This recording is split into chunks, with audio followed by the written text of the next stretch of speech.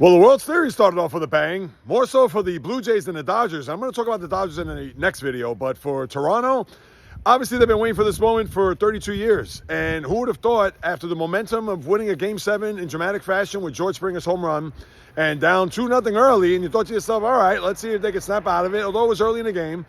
But with Dalton Varsho hitting the home run to tie it at 2, and then the 9-run outburst. I mean, who saw that coming? Where the bottom of the lineup, that's one thing, and I talked about that on the podcast on Thursday, where the bottom of the Blue Jay lineup is just as stout and certainly formidable than the bottom of the Dodger lineup.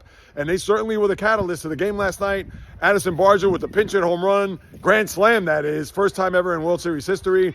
And Toronto cruises 11-4. It was one that was shocking, to say the least. Nobody expected a blowout, and if that was going to be the case, it was going to be more from the Dodgers than the Blue Jays. But now they are cooking with gas. And if they get the game tonight, boy, imagine going to LA up 2-0. Now, that doesn't mean it's going to be the case. You would think that Yoshinobu Yamamoto is going to have a say or two when it comes to that.